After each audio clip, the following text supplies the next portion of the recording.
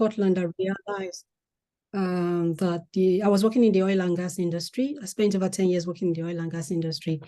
And I realized that in Scotland, where I came, it was a bit difficult to find as many brown people that I could find when I was working in London. And so I began to network in the community. I worked then as an information manager at BP. And then I moved on from BP, I went to GE Oil and Gas, and it was still the same story.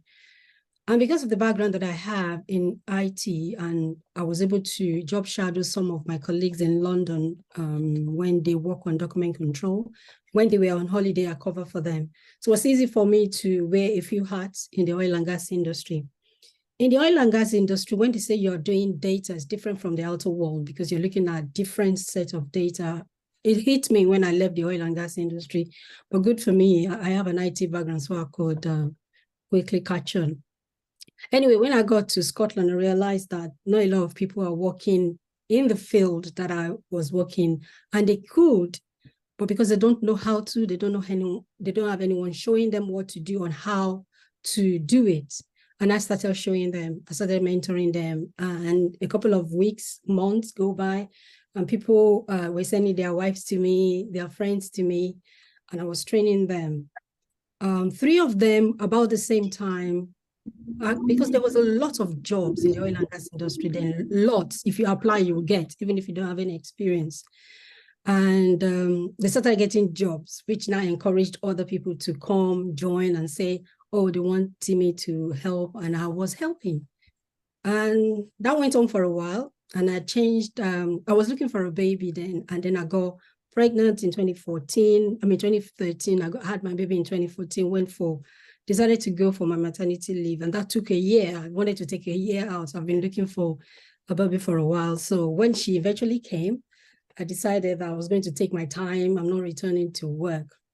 By the time I wanted to return to work, the oil and gas industry has taken a dive, and people were struggling to find jobs. And in fact, because I was nursing a baby, I wasn't even interested in the outside world until a few weeks when I started, talking to myself that I think I'm ready to go back to work.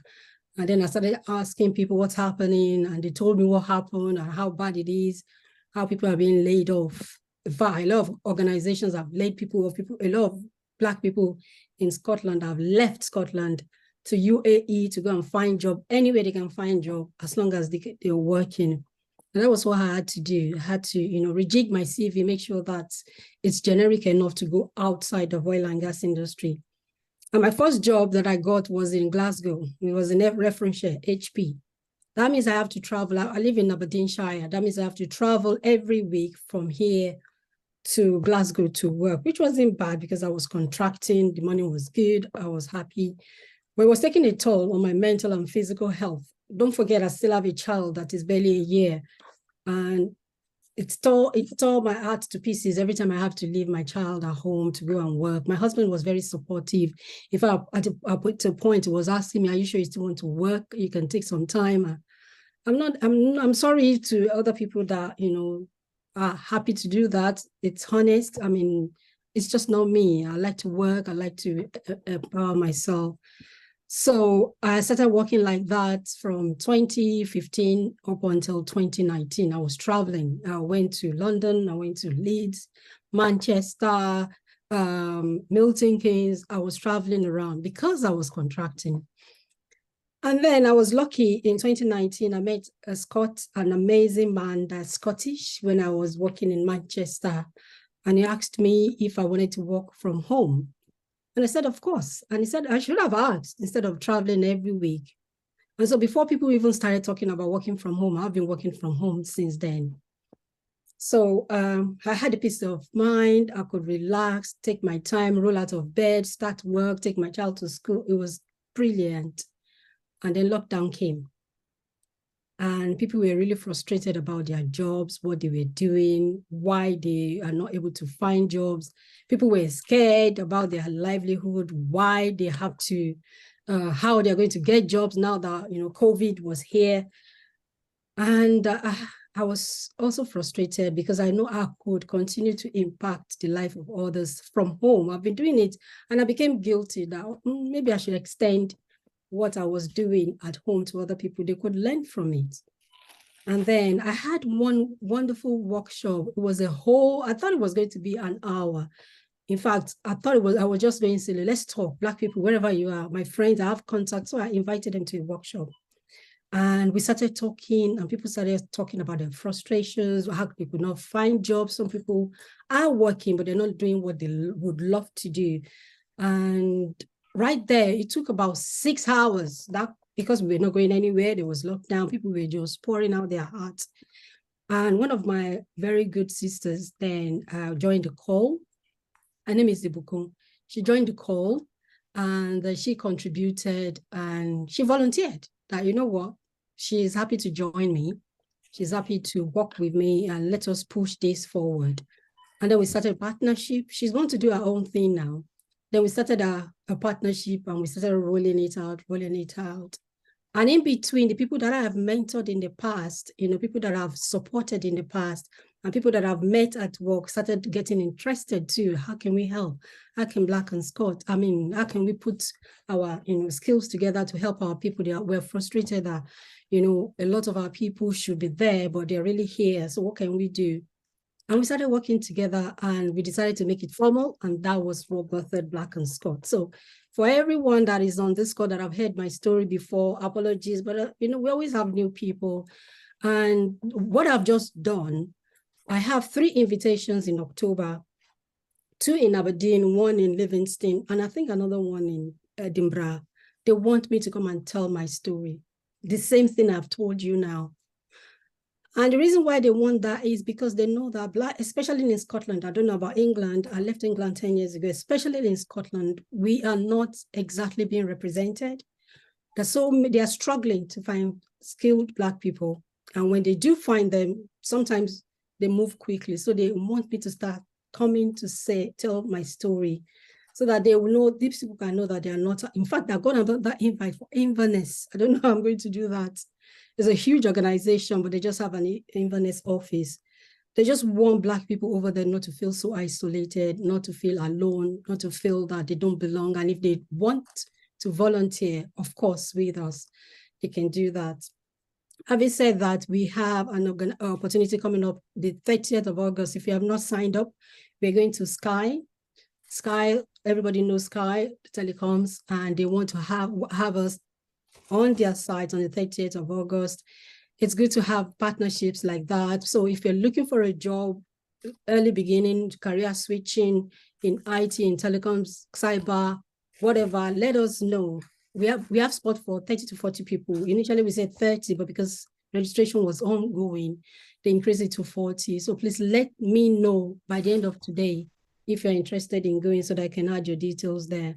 And these are the things we do. They want us to come. They want us to bring our people and see the jobs available for them so that even on that day, we're going to have a mini CV clinic. They will look at your CV and tell you these are the jobs opportunities available. You can apply. That's what Black and Scot do. Beyond just what we do here, giving you opportunities to train you, to give you the confidence to go out there and get jobs. We are now opening doors directly to the organization and say, look, we have skilled Black people. If you don't know how to attract them, we can bring them to you. We have a few other organizations like that, and I'm so proud that I'm working with amazing people. I'm not doing it myself. I have someone like Sheon, they are working behind the scenes. And every time I come back and tell the story, they are happy. So that is what Black and Scot is about. I've given you a nutshell in my story. And basically what we do is to engage Black people. We want you to be represented in the workplace. We want to increase the representation. The data is horrible. What we have in the UK and in Scotland is worse. But we want to increase that representation, especially women. Women like myself, everywhere I go in the UK or even I have a job right now. I'm the only Black woman there and I work in cyber. I'm the only Black woman. Why should it be that? Why can't I be on the conference call at work and I'm talking about my hair, my child, my jollof rice with another colleague, things like that. Sometimes you feel, even though they are trying at work to make you feel integrated, there is nothing good as having your own person. in the office. Not to say they're not good people at work, but it's just have a way of, giving you that confidence that something, even if you want to share something personal, you go to the people that look like you. And that's what we do. We want to increase the representation. And this is the data that we have in the whole of UK. 15% says they are, Black people at work. In Scotland is 1%, and women is even less. So we want to help change that number.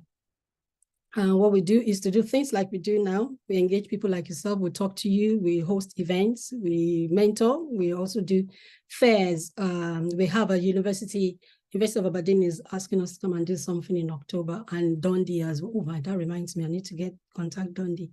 So we are busy. We train, we provide confidence building and, CV interview. It's been a bit quiet now because I had to do a lot of restructuring for some of the training and get some new mentors on board. So now we're going to get busy because the holiday seasons are over. So this is our representation across Scotland according to the last records, the records that we have. People sometimes don't even register, but they join the call. So we can't say we have 100% kind of numbers. And friends and family, they join this call, they share it to their other friends, and those ones are not registered. But this is what we have in terms of number. And these are the trainings in the last 1 year, over 2022-23 that we have run. It's tiring, people are getting tired, but we are continuing, we're not going to give up. We run project management training. We're going to start project management very soon, project planning. Business analysis is on hold right now. I'm sorry, guys. There's so much I can do, but it will be back. I just want to make sure that, we have enough mentors to roll things around.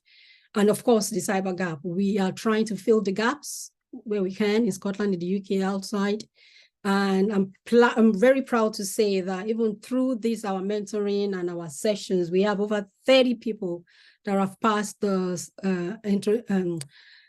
certified in cybersecurity exams. And one of my sisters all the way from the US is on the call now. She was one of the very few people that joined us last year and told me she's passed the exam and even going to take other certifications. So thank you all for putting in the effort. We appreciate you. So that's what we do. And the jobs that we have found, some people have organically, without us taking them to organizations like Scot. These are the things that the successes we have recorded. We are planning a Black and Scot conference in October. If you all can, please join us. So I mentioned a bit of our partners.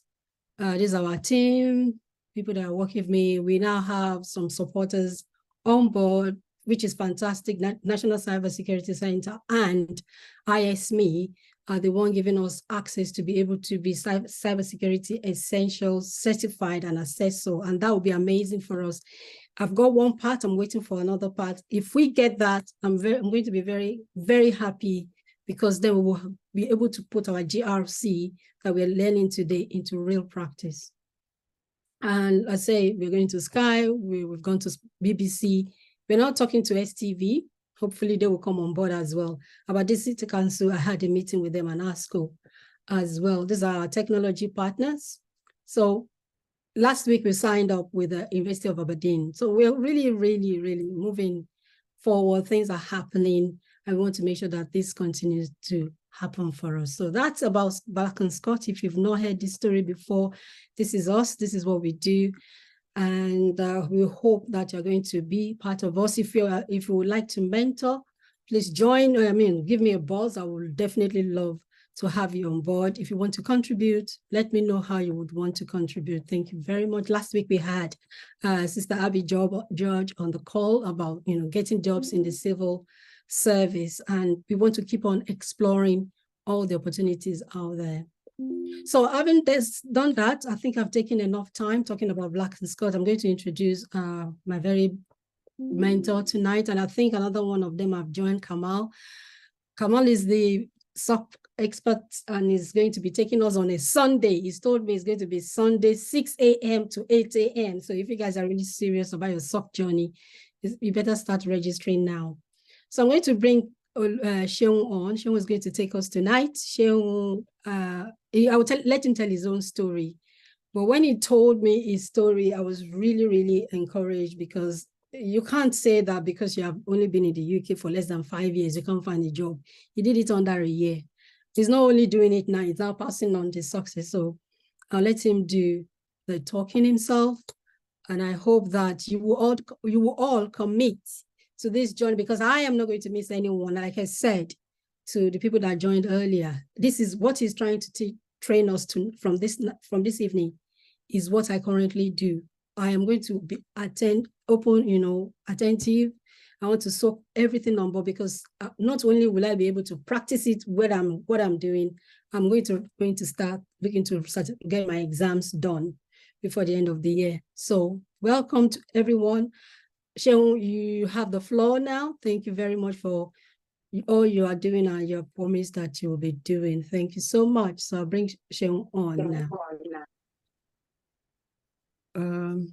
Please, can you mute yourself if you're not presenting? I believe Sheung is the only one that should be on mute now. And myself, of course, I'll go on mute. Thank you. There we go. That's Sheung is the only one video is showing. Now I'm going to put my own video off so that we don't have too much space when we play back. So over to you, Sheung. All right, Madam Timi, thank you very much. Good evening, everyone. It's exciting to be here, and I want to thank Madam Timi for the opportunity and for all the work being done at Black and Scott. Also to all the members of the team, directors, mentors, doing all the work behind the scene. Kudos to everyone. So like we have all anticipated, over the next number of weeks, we would be let me share my screen. Okay.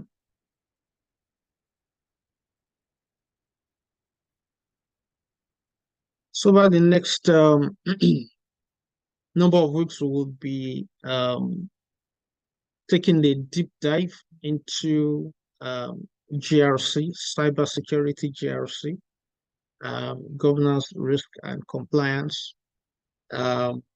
I strongly believe it's going to be very, very insightful, especially with regards to our push to, break into cybersecurity GRC as one of the career paths in cybersecurity, and that brings me to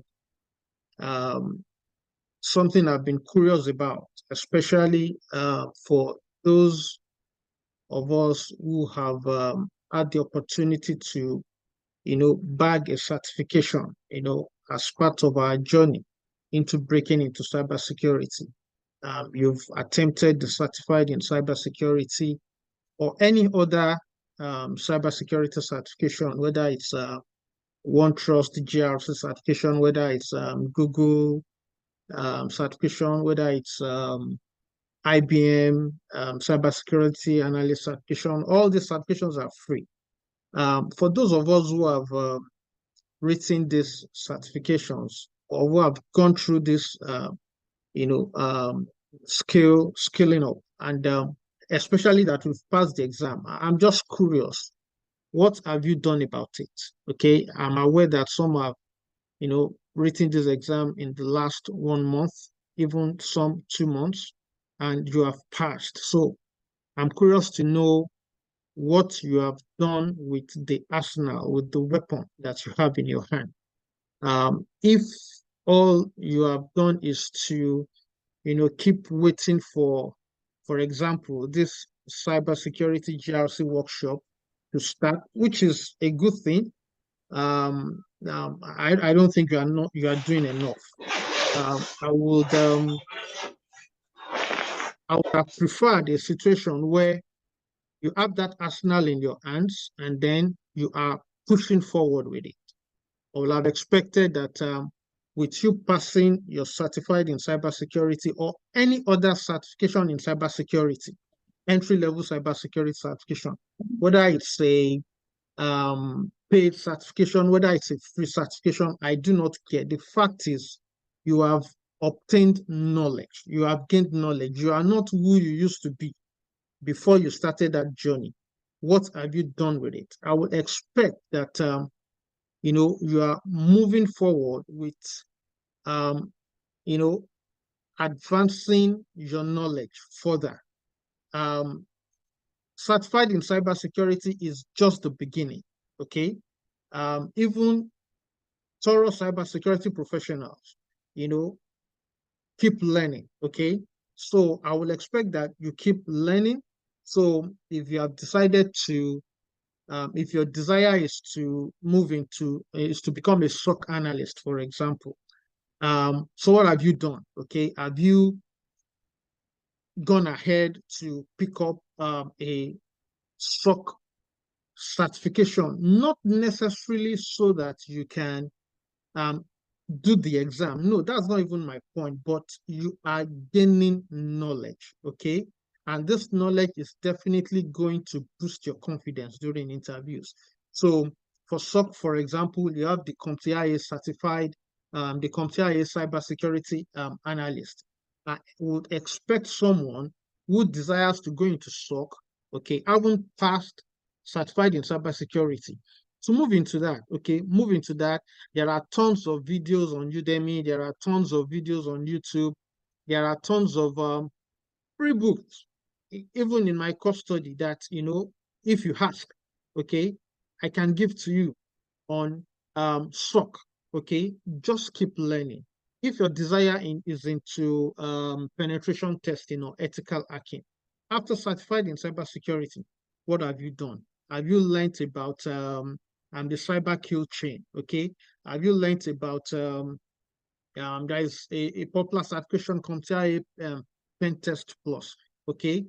Just take the study guide, okay? Go online, take the study guide, download it, keep reading, keep improving your knowledge. If your desire is in GRC, there are tons of concepts in GRC that you still need to know. Have you learned about third-party risk management? Have you picked ISO 27000 and want to learn about it? PCI DSS, GDPR, zero trust, so many things. The point I'm making is that you have to keep learning. Now, have you haven't done that? What have you done about your CV? What have you done about your LinkedIn profile, for example, as a way of leveraging, enhancing your profile? I will expect that you should contact one of the mentors to see how you can, um, package your CV in such a way that you can leverage your transferable skills if you've been working in one industry before and then you are trying to transit into cybersecurity. You need to arrange your CV, take advantage of the concept of transferable skills, your LinkedIn profile, and then start applying for jobs. So it's not enough for you to have done that exam and then you have done nothing. I personally won't be happy about that. You have a very big arsenal in your hands, having a certification, a global certification for that matter, okay? Because the body behind certified in cybersecurity is the same body behind CISSP, which is, kind of has the reputation of being the golden cybersecurity certification globally. So you have a global certification in your hands. What have you done about it? So I want to encourage those who have passed that exam, do not wait. Keep skilling up, keep reading. If you need guidance, mentors are always available. A lot of people reach out to me, yes, which is good, but I'm just curious. I want to see people ask, for guidance on how to really start, applying for jobs. There's so much Black and Scott is doing, yes, but everything still depends on you. You need to personally take the bull by the horn, and drive it yourself. Having said that, this are still introduction. Like I said, GRC is not something we can. This is a workshop.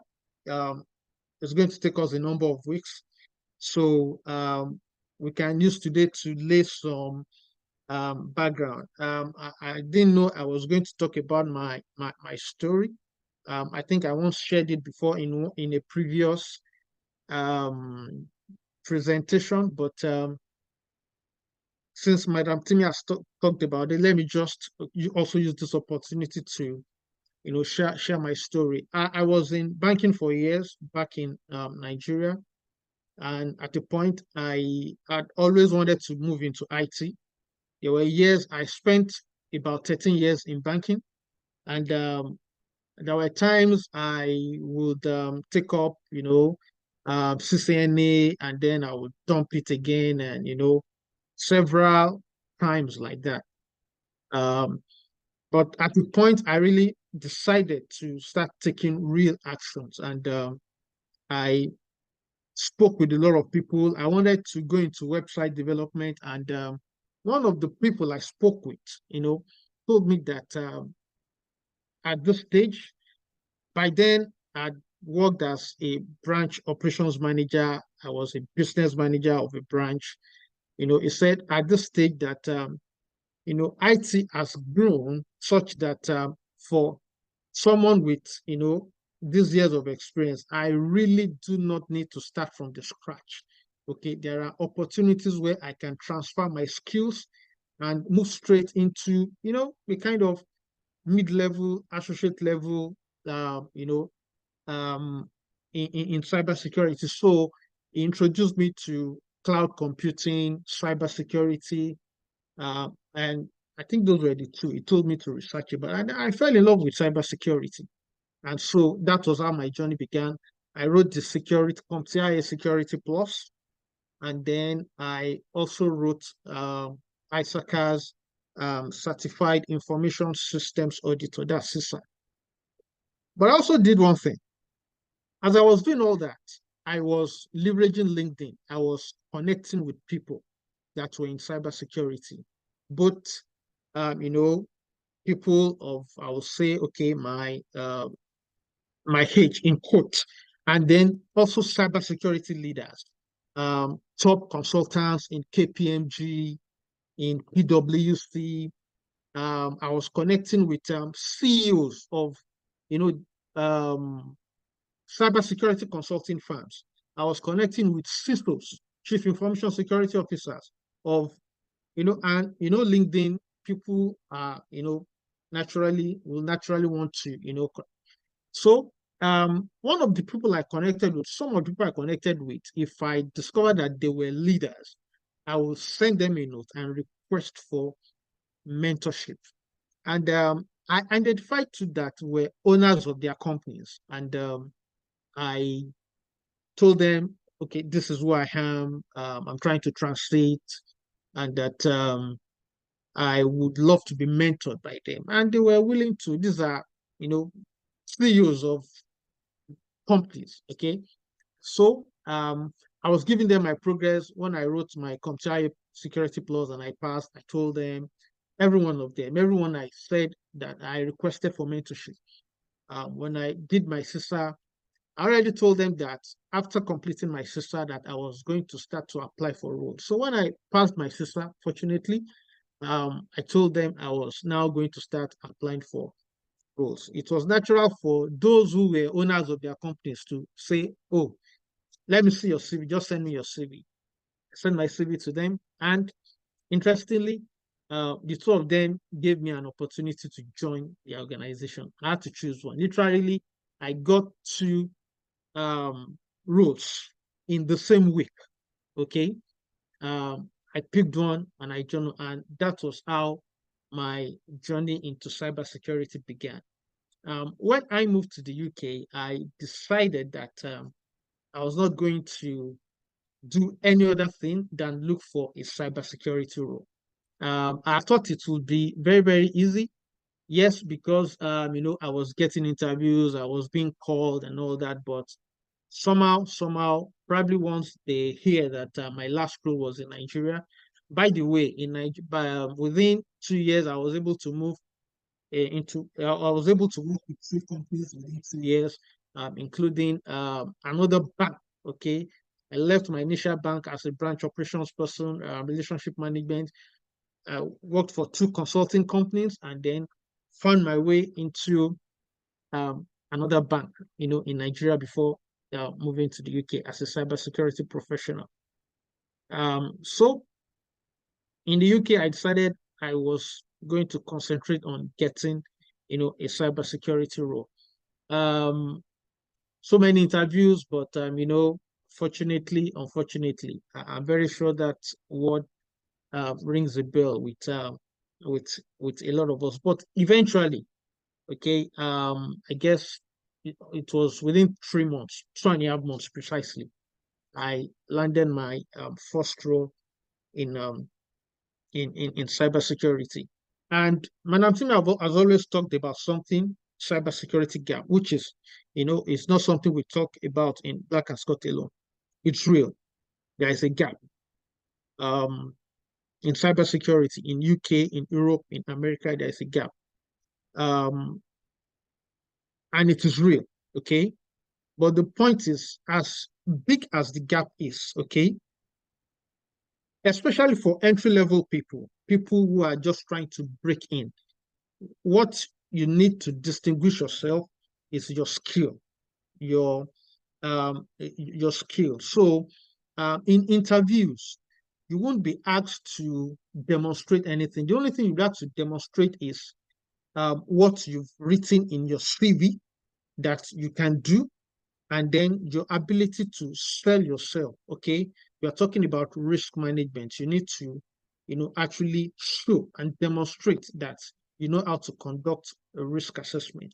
We're talking about PCI DSS or implementing ISO 27001. It's not more than that, just your ability. And this is what your skilling up process will do to you by, reading, by studying, by watching that video, YouTube video, by reading that book. It bolsters your confidence, and then you are able to. No one will be 100% confident going into an interview, but your ability to be able to sell yourself, to be able to speak the vocabulary of cybersecurity would actually help you a lot in, distinguishing yourself um, in that interview. Having said that, we would commence our deep dive into GRC, which is one of the many cybersecurity domains or career paths we have in cybersecurity. Permit me to switch off my video, to turn off my video so that I can have the full bandwidth to my presentation. I believe you can all see my screen. Yes, I can see your screen. All right, thank you for that confirmation.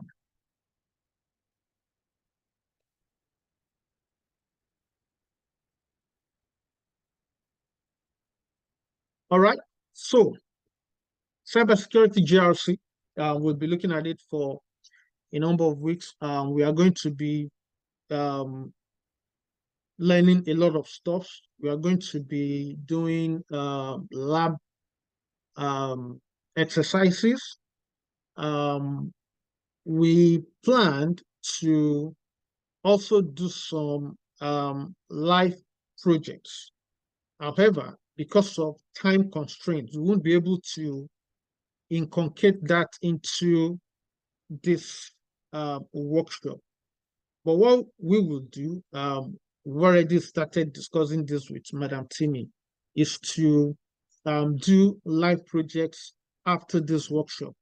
We can implement ISO 27001, which I'm very, very sure will be a very, very nice thing to do so that we can, gain hands-on experience, and then it's something we can include in our CV.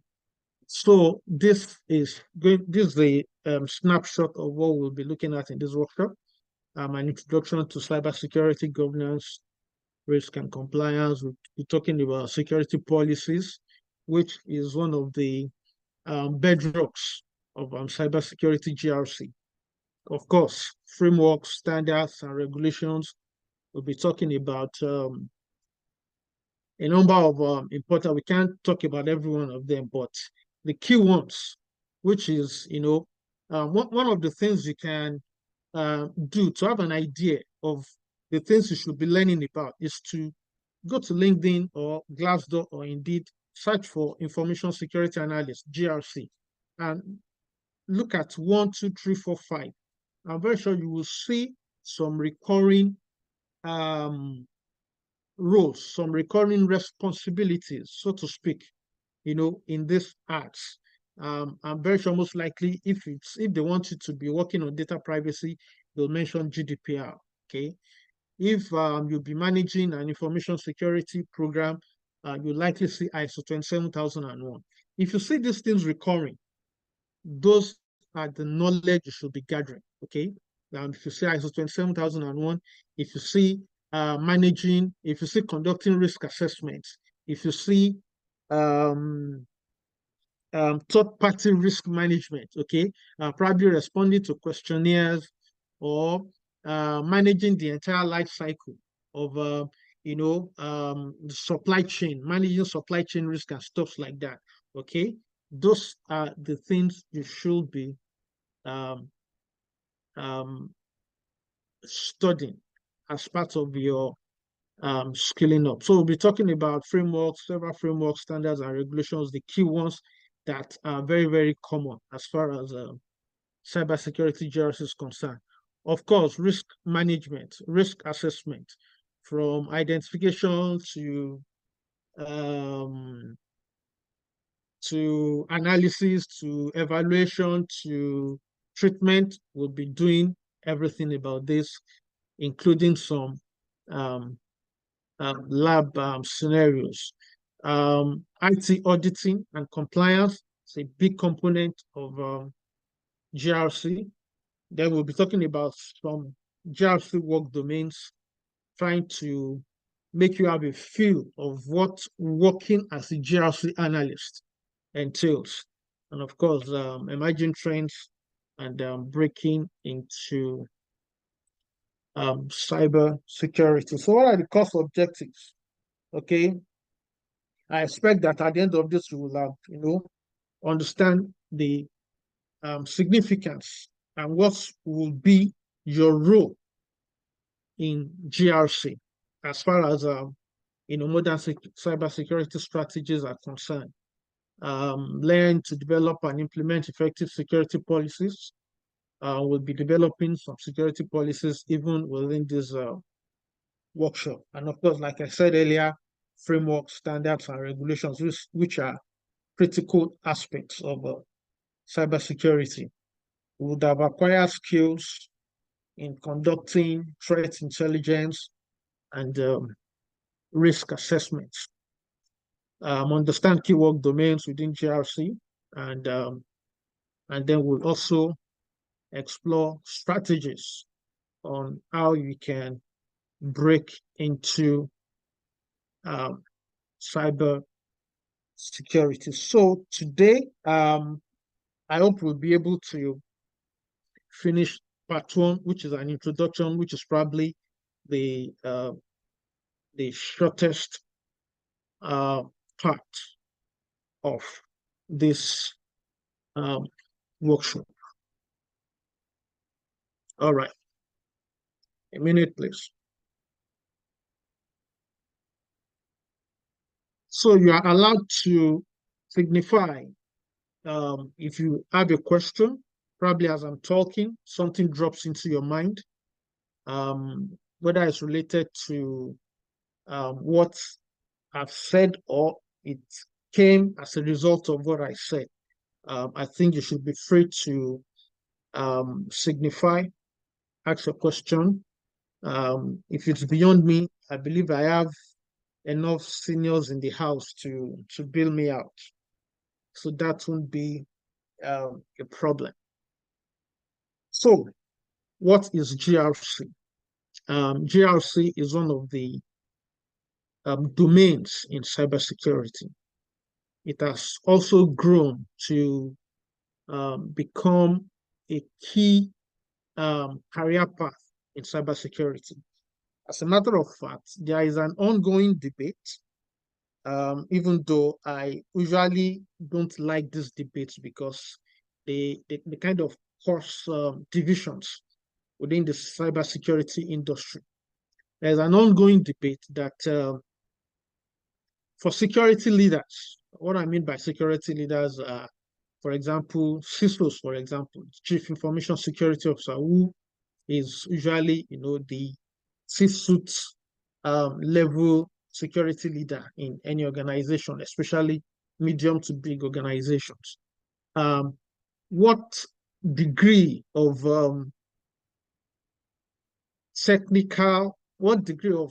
the technical aspect of cybersecurity or the non-technical aspect of cybersecurity should a person occupying the CISO office has? Okay, by simply asking that question, it has shown, it has revealed the importance of GRC, because when people talk about the non-technical part of cybersecurity, of course, what they are, kind of talking about is GRC, because it's kind of the, biggest aspect of cybersecurity that is non-technical in nature compared to, say, digital forensics, penetration testing, and others. So, so there is this ongoing debate that should the security leader be a technical person? Should he or she has technical background, or should he or she rise from GRC? While I do not like these debates, it has just gone to show you the importance of GRC in modern cybersecurity. Cybersecurity is not just about setting up firewall rules. Cybersecurity is not just about implementing enterprise antivirus or implementing SIEMs. That's the security incident and event management systems, or all the shiny technologies, okay, by these very many companies that we have, vendors that we have all around us. Cybersecurity is not just about technicality, it's not just about the technology. It's also about the process of ensuring a consistent approach in making sure that cybersecurity is implemented in a consistent way. Okay, that is what GRC is about. Okay, so in governance, for example, you would be talking about things like developing policies, developing processes, and procedures. Now, why are these important? These are important because whatever you do in cybersecurity, it stems from your ability to be able to identify your risks. Every business is unique. Even if two businesses are in the same industry, they might not be at the same growth phase. Okay, even if they are at the same growth phase, their risk appetite might be different. Okay, so conducting your risk assessment will determine what should be, okay, of course, management will decide what risk they can afford, what they cannot afford. Okay, so the output of this will now be the cybersecurity policies that you will be implementing as an organization. So therefore, policies for company A might be different from policies for company B, despite the fact that they are in the same industry. Okay, so talking about policies, processes, procedures that will be put in place to manage cybersecurity risk. Mind you, cybersecurity is all about managing risk, because cybersecurity itself, okay, is a risk. So you have identified that there are risks around you conducting your business online. Okay, I doubt if there is any business that does not have any online footprint in the world. Now any business that is a business, and there are risks to doing that. Okay, so cybersecurity is about managing this risk. That's why I said earlier that it's more than just implementing technologies. It's actually about managing risk. And this is what we'll be, getting a grip on when we start digging deeper into GRC. So governance will include the development of security policies, also the employment of an appointment of responsible persons. Now, why is role and responsibilities important in cybersecurity? Like I told you earlier, it's beyond just implementing technology. It's also about ensuring that you have the right type of experience and the right number of people managing the entire spectrum of the cybersecurity industry within your organization. So we've talked about SOC, we've talked about network security. Okay, you talk about those in charge of identity and access management.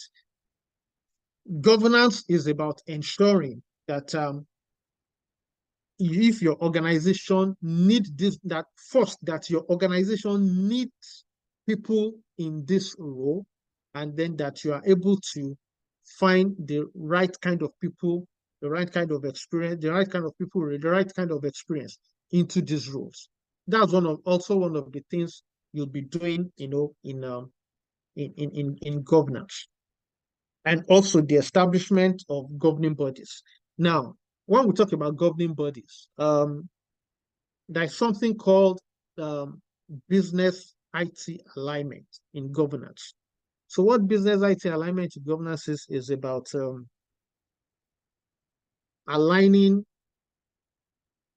business objectives with technology, ensuring that you are not driving technology just for the sake of driving technology. You are not implementing technologies, this shiny new technology. This is the rave in town. Okay, this is the new thing in town. Let's implement it.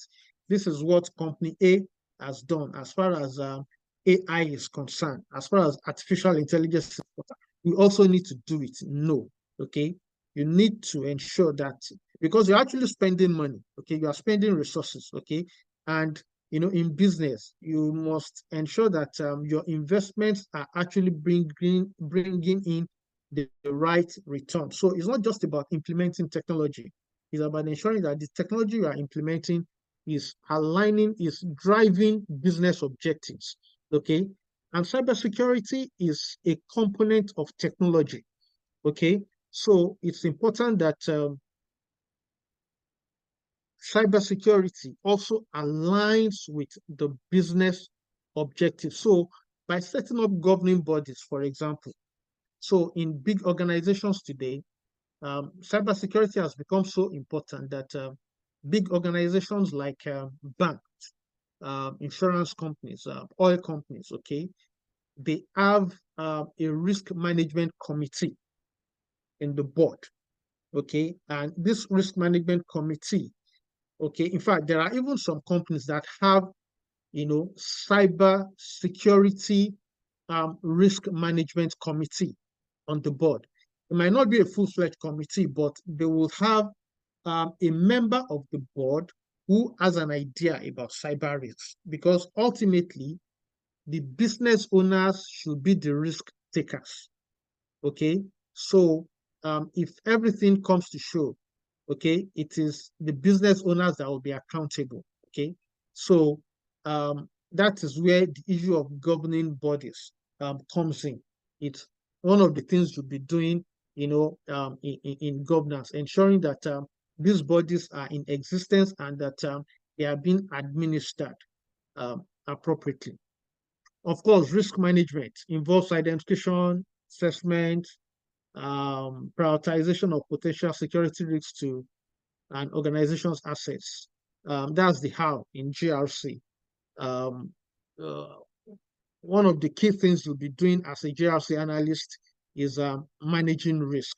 And the bedrock of managing risk is conducting risk assessments, which we'll be doing in the course of this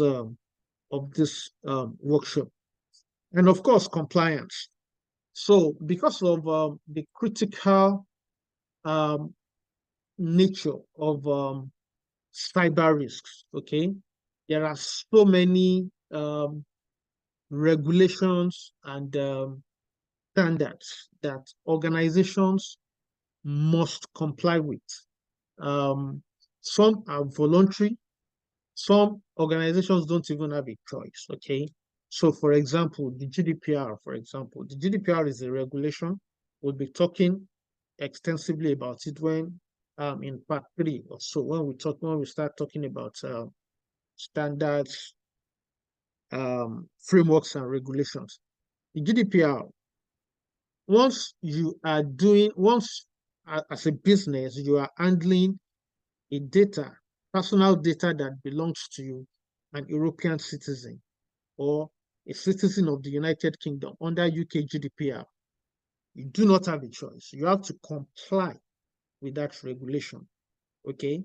ISO 27001, in a lot of cases, is not a regulation, okay? It's actually a standard that organizations will adopt on their own, but it's a symbol of competitive edge, okay? As a matter of fact, there are some businesses today, there are some partnerships today that you cannot enter if you are not ISO 27001 certified as a company, because the company that wants to do business with you will state it as one of their conditions that before we can do business with you, you have to show us that you are taking information security seriously. So they want to see your ISO 27001, certification as a business, as a company, okay? So even though it's not compulsory, okay, you have a choice, okay? But for you to do business, you just have to, be ISO 27001 compliant. So the entire process of ensuring that as a company, you are complying with regulations, you are complying with your adopted standards, okay? That you are even complying with your own policies, okay? Policies, as we'll be learning later, is not just about writing them and, storing them somewhere, okay? Policies has to be integrated in our day-to-day activities, in our processes, okay? There is a way to ensure, okay, every now and then that these policies are actually being complied with and that they are actually working, okay? And that they are actually, driving the business in the direction that the business wants to go. So that is what compliance is about as far as cybersecurity compliance is concerned. That's another career path on itself. Okay, IT compliance. You hear about IT compliance officers or cybersecurity compliance analyst. Okay, as a cybersecurity compliance analyst, for instance, you must have experience in a number of cybersecurity standards and frameworks and regulations depending on the kind of industry that your company is. If, for example, your company is in the aviation sector, I'm very, very sure there are some specific cybersecurity standards developed for the aviation sector that your company must comply with. Okay, so you must have an idea. Okay, in reality, it does not mean that if you are looking for example, if there was a time I during the time I was looking for a role here in the UK, I applied to there was a role that was advertised by EasyJet, and I loved that role, and I applied for that role. And in the course of course, reading I discovered that there is a specific cybersecurity standard for the aviation sector. Okay, I had to go and learn about that cybersecurity standard. The fact is, once you have an idea of what cybersecurity is, you've already worked with PCI DSS, you've already worked with ISO 27001. You don't have to be afraid of learning a new cybersecurity standard. A lot of them are very, very similar. As a matter of fact, today, if any new cybersecurity standard is being developed, if you look at the documents, usually they would reference the source of their controls. So, for example, if you are looking at the NIST cybersecurity framework, for example, which we'll be talking about, you will see a lot of references to ISO 27001. You will see a lot of references to NIST 800-500, okay? If you look at COBE 2019, is one of the frameworks we'll be looking into in this workshop.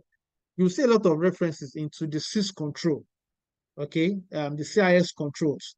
You'll see a lot of references into ISO 27001. So what I'm trying to say is that knowledge in one, because you don't have any idea about the cybersecurity standard being used by the aviation sector, does not, and they've stated it as one of the requirements. Come on, you know ISO 27001, you know new cybersecurity framework. Just do a Google search of these cybersecurity frameworks. Just know an overview, okay? Get an overview, okay, of what it is, the main points, and then you are good. Those are some of the things I'm going to be sharing with us in the course of this workshop. So, in a nutshell, that's what GRC is about. So, you should see GRC as like an admin center of the entire cybersecurity ecosystem. So guys are busy chasing alerts, investigating alerts, and so many other things. GRC analyst, which is broad in itself, because depending on the size of the organization, a lot of people might even be facing just one little aspect, okay? If you work in a bank, for example, you might be working as a third-party risk analyst, and all you'll be doing is managing, the supply chain risk of the organization, okay? You are not bothered about managing governing bodies, ensuring that governing bodies are in place in your organization. You are not even bothered about data privacy, okay? Because it's a big organization compared to a small organization like where I work, where I wear a hat with I see into so many things, okay? Because it's a small organization. I do data privacy, I maintain ISO 27001, I do third-party risk, I do vendor evaluation, and so many other things.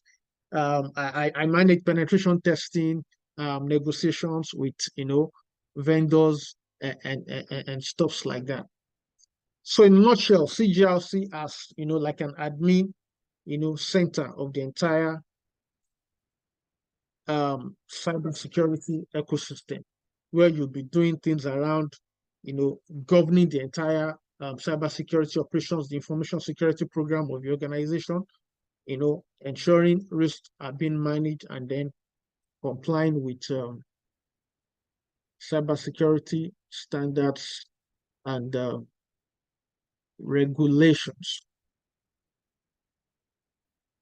Okay, so from all what I've said, okay, it's easy to see that GRC will help an organization to establish a structured approach okay, to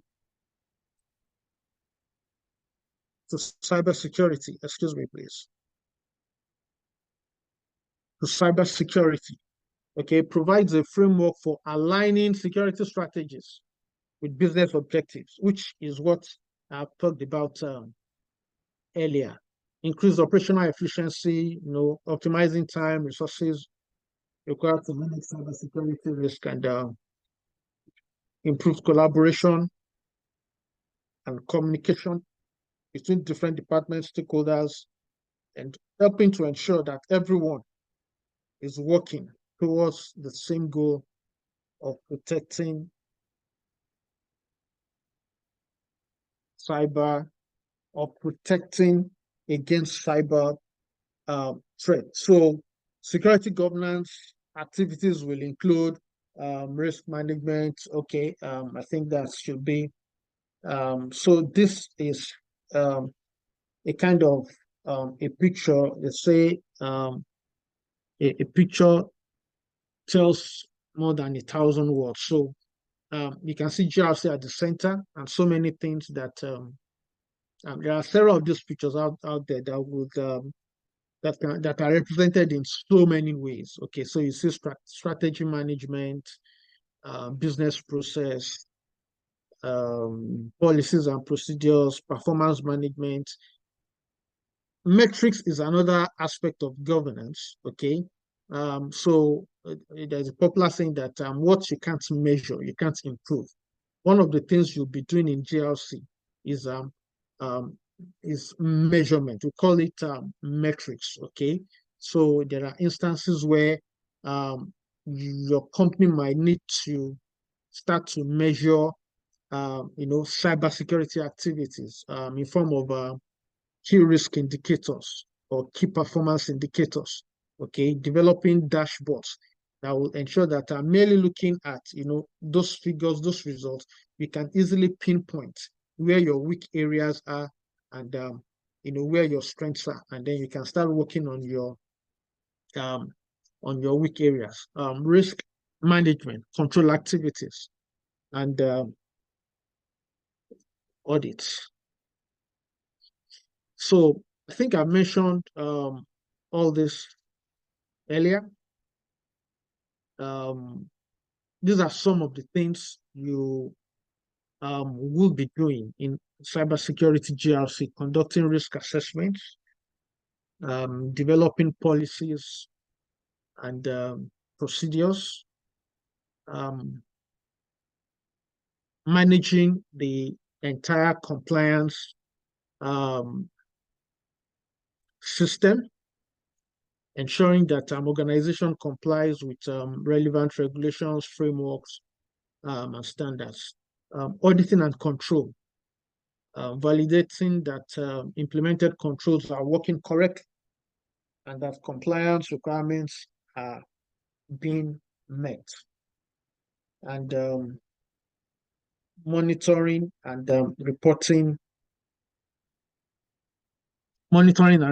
continuously monitoring security controls and assessing their effectiveness and providing reports to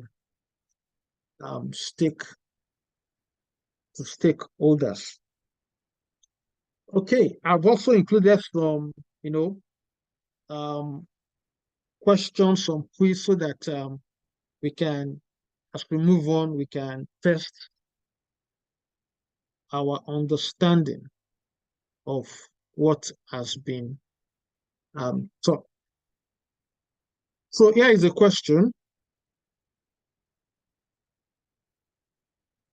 that says, which of the following is not a characteristic of a company with a security governance program? Which of the following is not a characteristic of a company with a security governance program in place? Do you want them to speak or drop the? So you can drop your answer and then Okay. we'll take it up from there. If there'll be need to, if we don't have an unanimous decision. Okay, we have a lot of Bs. Bs. Nobody has said anything that is outside of B's yet. Okay, so I can't see the chat from here, but Yeah, okay, I Madam can. Timmy is helping me to manage it. So we have all B's, right? All B's from all the All contributions we have there. B's. okay. So can anyone be bold enough to defend that B? Okay, let me read out the name of the people that have dropped their B's. Hopefully they won't run. Anyone who wants to do that should probably signify by Yes. Unmute yourself. raising Let me unmute. by raising their hands and Yeah. explaining to us why B is the answer. Who is happy to go? Okay, Boluwatife, go on. Good evening, everybody. I think B is the correct answer because You think? okay, B is the correct answer because not all security activities should take place in the security department. There are different departments in the company that use different policies, and I don't think that all these departments should be sidelined because we have only the security department to guard. So not all security activities will take place in the security department. Okay. Thank you. Any other point of view? Any other explanation? Hello. Yeah. That one is well taken. Mr. Paul Agbeje. Oh, Guinea Kingston. Yeah, so to my understanding, organizations use data, and whichever department, all departments use data.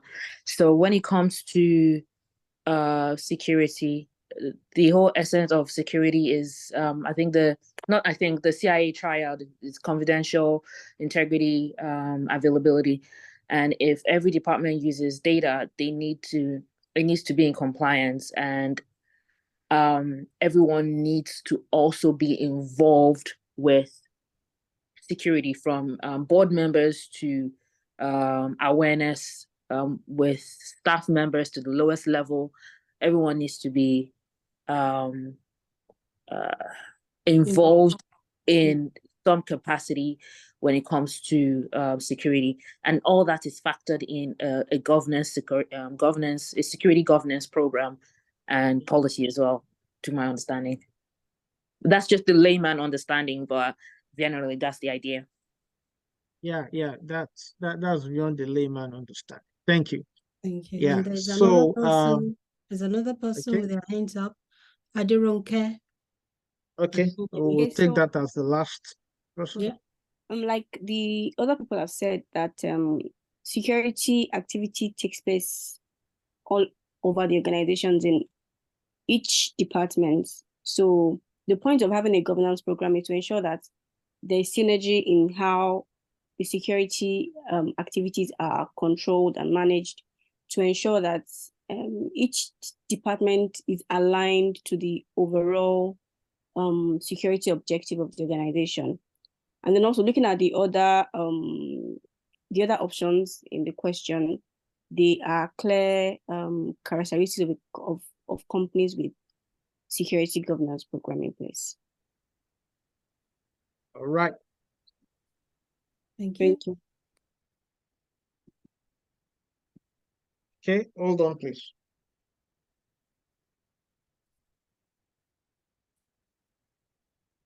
All right. Yeah. Thank you. Everyone has spoken well. I also agree that B is the correct answer. So there is this popular saying that says security is everybody's business. Okay. So if security ends with the security department, remember that the risk of if the risk of an employee clicking on a phishing email, okay, is high these days, okay, and that that person clicking on that phishing email might not necessarily, okay, be in the security department.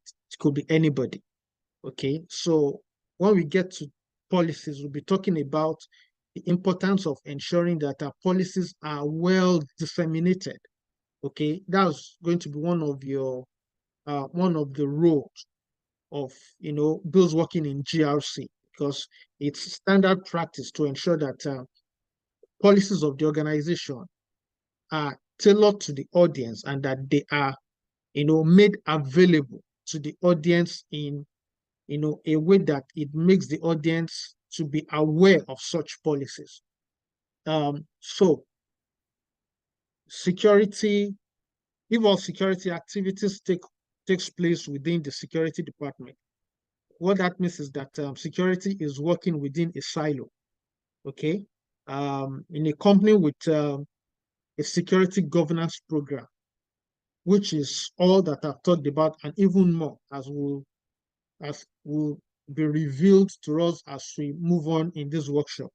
Security responsibilities, should permeate the entire organization, from the executive management, down to the person at the gate, because even the person at the gate if the person is the weak link in the security chain, okay, with that person given access to an unauthorized entry, will spell a lot of risks to the organization. So B is the correct answer. Kudos to everyone on that. It demonstrates we already have a grasp of what governance, information security governance is in any organization. Okay. Here is another question.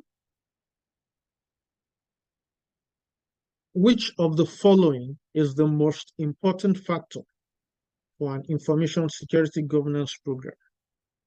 The most important.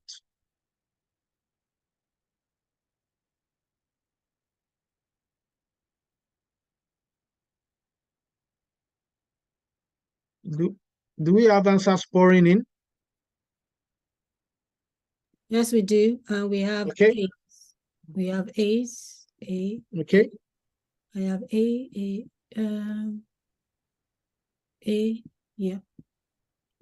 All round A. So far, A. Everyone's saying A. Ian with the Ian, because the way Americans call it is different from the British. Tony, Ian, Abiodun, Habib. They've all said A. Let me see. Adironke said A. Tolulope said A. So we should continue with this workshop like this. Honestly, it's really, I'm really, my heart is warmed, Somebody said D. Okay. The most important. Someone else said B. And the A's have it. Joshua. Who is Joshua? Okay. Okay. So if I can see majority. Exactly. I've chosen Bro, A. you're right. So if you choose D or B, can you please explain to us why you think that is the most important? From questions like this, even, okay, because a lot of us are, if not virtually every one of us, we are all exam takers. So when you see questions like this, which of the following is the most, what it means is that some of the options too might actually be important. Correct. Okay. They might be correct. They might actually be, a correct answer. But the real question is, which one is the overall acting factor of an information security governance program? So for those who chose D or B or C, have they changed their mind? Have they changed their mind? Or okay? Hello, can you hear me? Go on, Victoria. My name is Victoria. First of all, I'm here to learn. Yeah.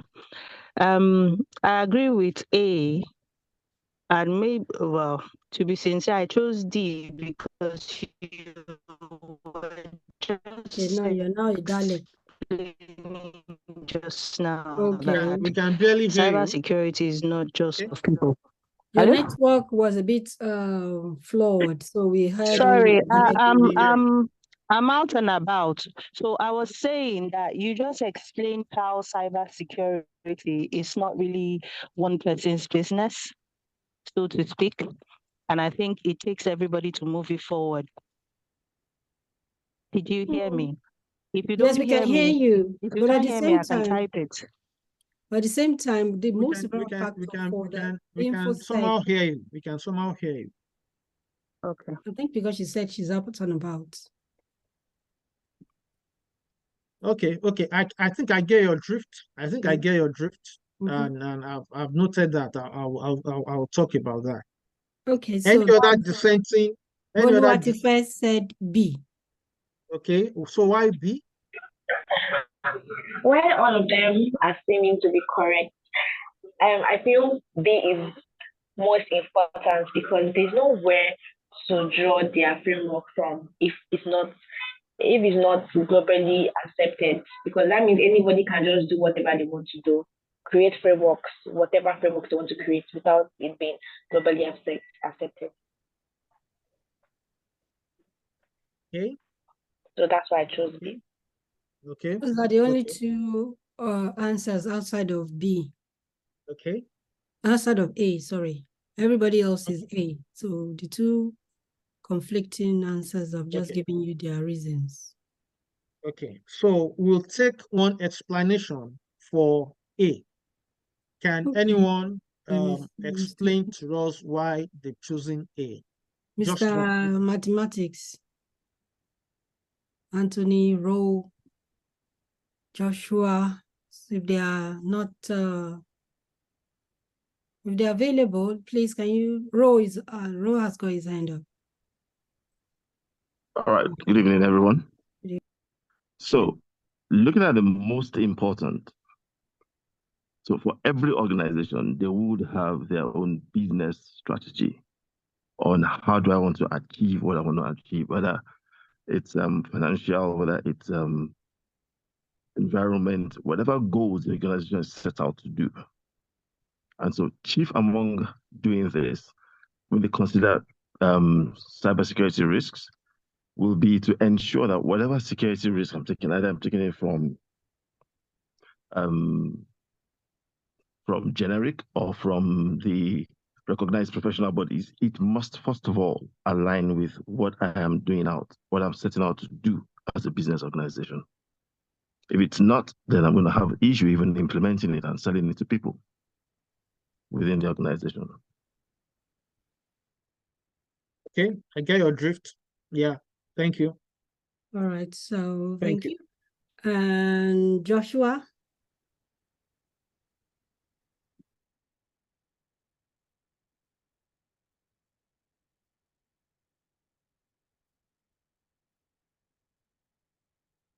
Okay, I'm not sure Joshua is available. Okay, hello? Yes, for me, I think this is the function of the information security program itself is to set the directive, of how the security operations of the entire company is handled. Mhm. Right. So, and I think within that function now makes it mandatory that whatever policy they are setting, the overall security policy aligns with the organization's business strategy, because they're at the very top and they direct what happens. So I think that's the most important factor for the team, because that's their function, to provide direction, as to how to manage the information security of the organization. All right. Thank you. Thank you. Yeah. Okay. So, can I come in? okay. Yeah, Tony still wants That'll to be say the last something. Go on, Tony. respondent on this Okay. question. Yeah. So yeah, I think the most important important factor friendly information security governance program is actually A. And the reason why I've actually gone for A is imagine how do I put it?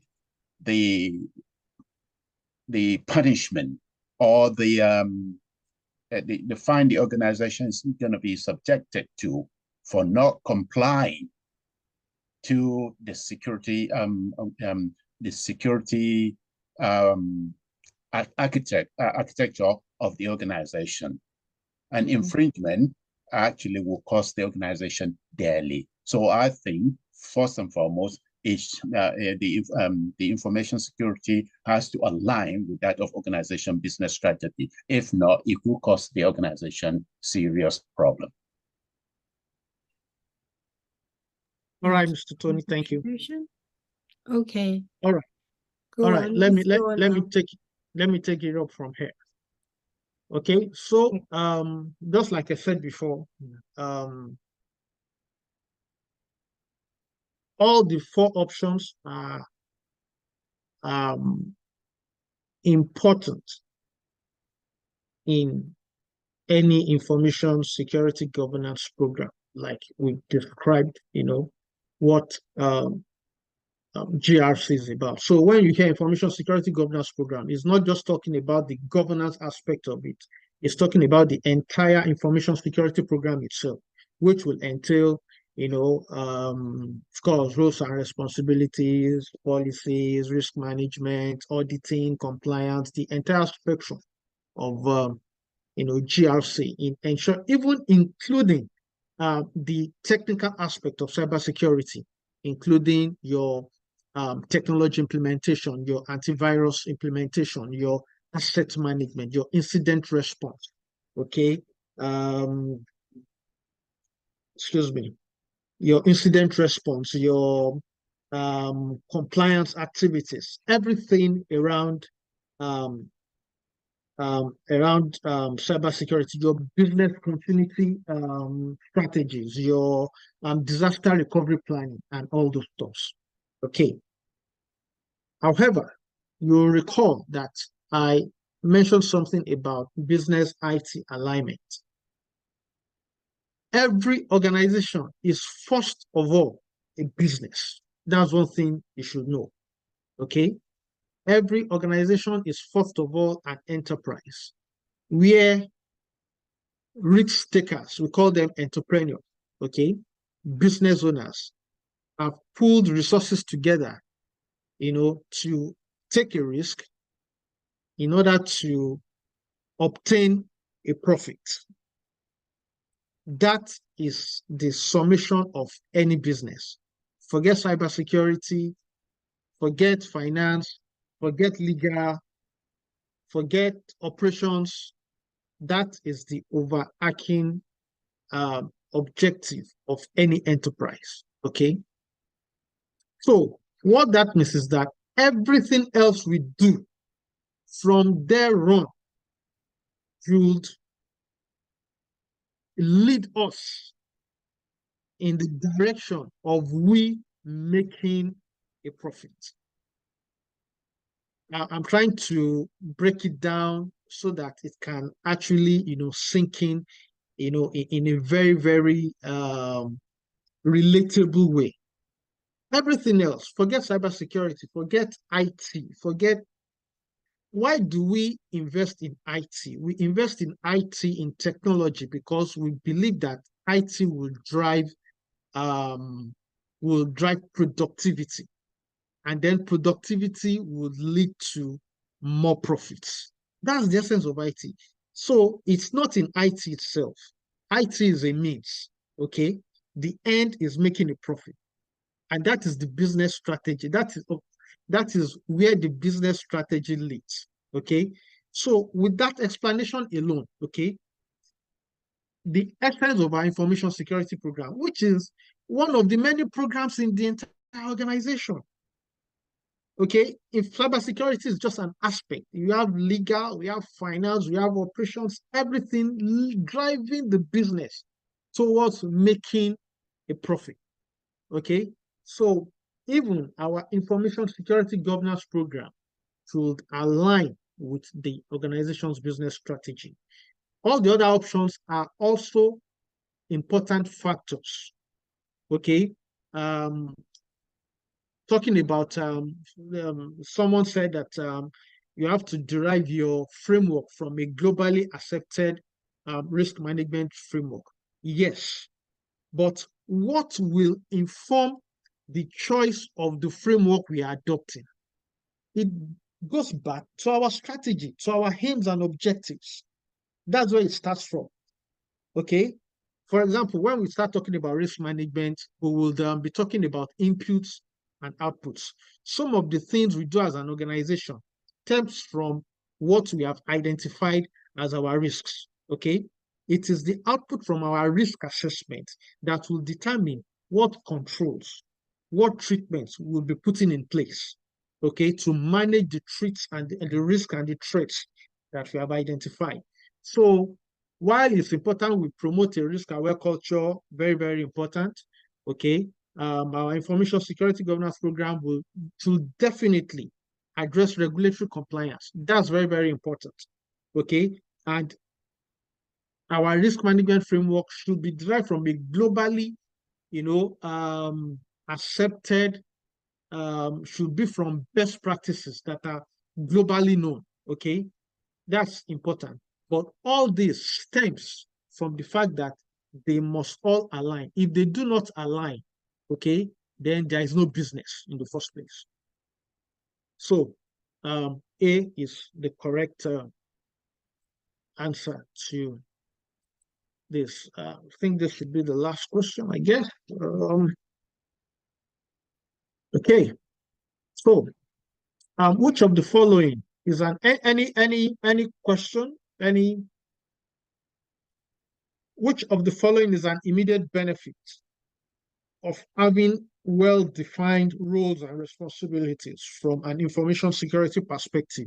Recall that I mentioned that one of the key aspects of a GRC program is ensuring you have the right personnel in the right number with the right experience, okay, to be able to manage your information security program. And this is not just about information security roles. It's also about even roles in other departments, okay? That's where security awareness training comes in, okay? And that also addressed the first question where we said security should not act in a silo. Rather, it should be integrated throughout the entire organization. So, our answers already pouring in. That is correct. Let me check. We have B, 2 Bs from Beardo and from Tech Consult.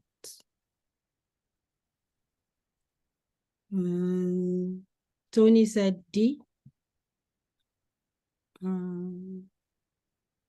Deji said B. So we have 2 Bs, 2 Ds. Wow, this is interesting. Very interesting. No. Actually, we have 3 Bs, 1 D, Okay. 1 C. It's good because people are thinking, Yeah. Oh, Paul said A. Kennedy said C. So it's across now. Everybody selected what they have, what they think. We have 1 A, 2 Ds, 2 Cs, 3 Bs. Now the D has increased by 1. Okay, should we give them a few more seconds or they should start talking now? Temitope said A, Prince said B. Immediate benefit of having well-defined roles and responsibility from an IS perspective.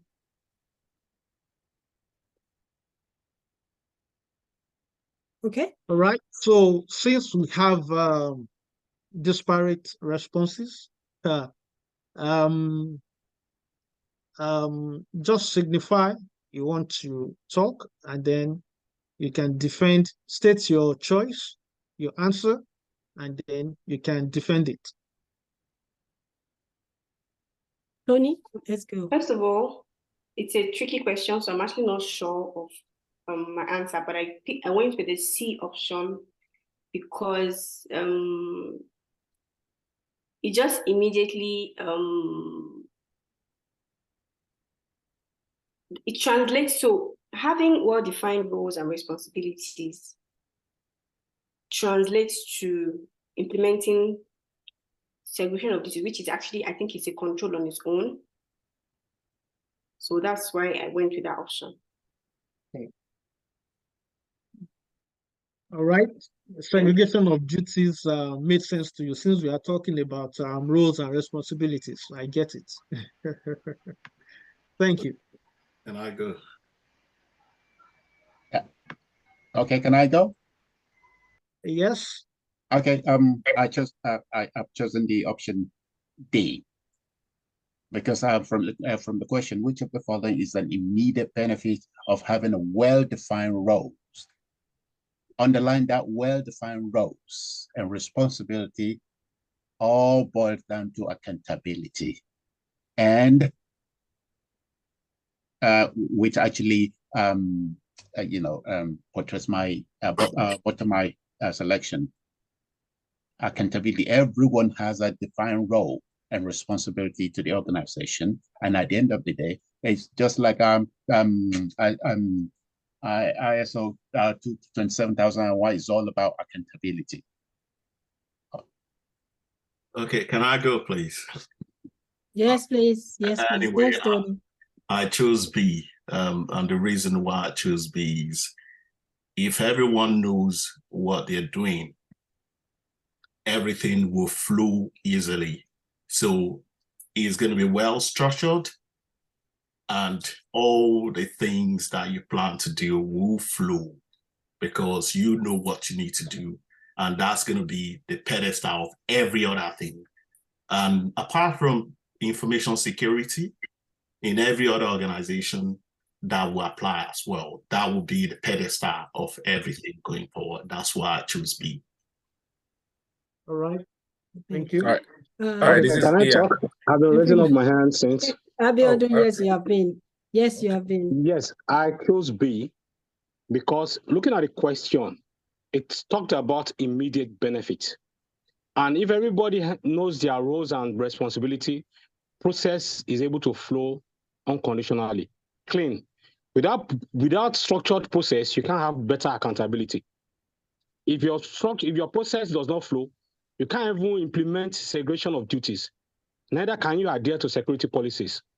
So that's why I said B. I choose B because without B, you can't achieve the rest. Thank you. So that's my point. Yeah. All right. Thank you. I choose Ian, A. Ian, is it Ian or Ian? No, Ian is correct. Thank you very Ian, much. thank you, Ian. Right, I chose A. Just like you said in every other question that you've asked so far, all of the questions are good, but which one is absolutely the right one? Immediate benefit. I would choose A. Okay, this is saying filter down through the entire organization. If everybody in the organization knows what they're doing and right at the bottom of the organization, I really think the process flow is already in place. The implementation of segregation is already in place.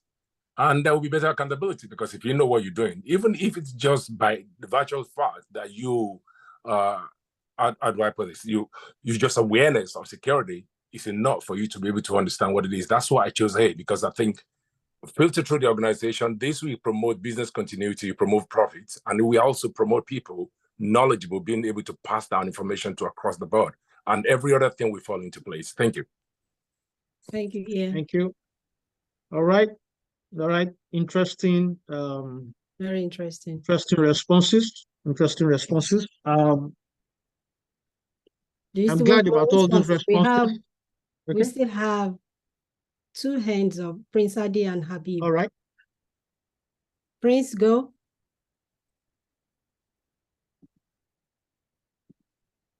Prince Abdi. Yeah, good evening, everyone. Well, from my own point of view, I think in every organization whereby the workers in the organization already have a well-defined roles and responsibility, I think that will make the process will actually flow without any form of obstruction.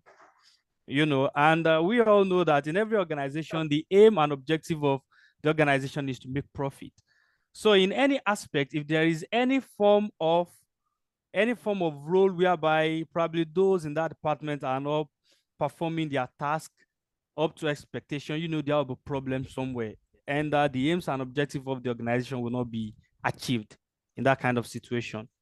So that's all I have. Thank you very much. And finally, Habib. Hello, everyone. Yeah, thanks for giving me the opportunity to talk. So yeah, the correct answer is D. And the reason is this. First, understand the question and then understand the topic at hand. So the question is not about having well-defined roles and responsibility. The real question is at the end. It says from an information security perspective. So if you understand the foundations of cybersecurity, the CIA triad, confidentiality, integrity, and accountability, the immediate benefit there is more of a trick question, but it's also valid because one of the gains of implementing proper cybersecurity in an organization is to achieve the CIA triad. The CIA triad is the fruit of proper cybersecurity implementation in any organization. So confidentiality, integrity, and accountability. Now, from a information security perspective, when there are well-defined roles and responsibility in any organization, everyone can be held accountable. So if an error occurs, if there is a breach somewhere, it can be traced. The aim is not to lay blame or find who is at fault, but to be able to plug the hole. And that is what cybersecurity helps you to do. In every organization, normally, there should be well-defined roles and responsibilities. So that's a given. You don't need cybersecurity to do that. That's a given. Except the business is not a serious business. You should have, well-defined roles. Plus, the A option there is also a trick because well-defined roles and responsibility does not prove that there's going to be adherence security policy. Totally, it doesn't matter. The head of the organization are the ones that ensures that there's adherent security policy. It streams from the top to the bottom. If the executives are not proactive in cybersecurity, then there's no reason for the other people to follow. So they learn from the example of the executive, and that is why the first answer is not correct.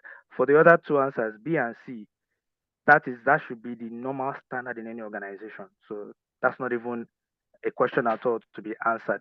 But since the question said from information security perspective, then the obvious correct answer is D because of the CIA triad. Again, remember that with cybersecurity in place in any organization, when there is a problem, you can use the cybersecurity infrastructure in the organization to trace where the problem is coming from so that you can not only solve the problem, but prevent it from happening again.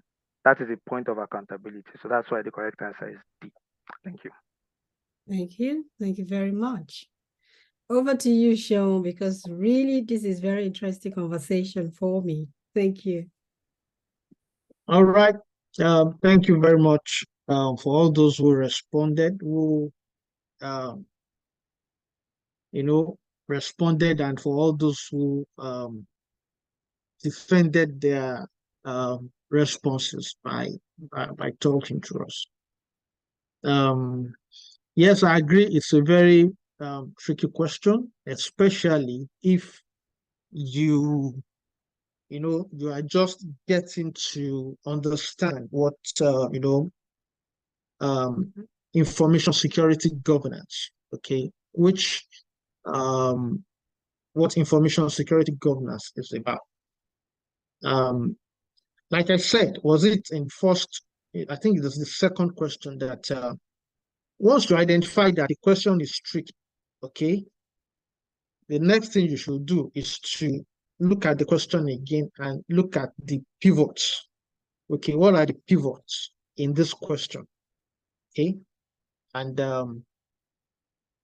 I can identify 3 pivots here. Okay, immediate benefits.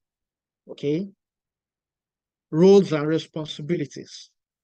And then lastly, which I think is the most important one, from an information security perspective. I think that's the most important one as far as I'm concerned. From an information security perspective. For option A, option B, and option C,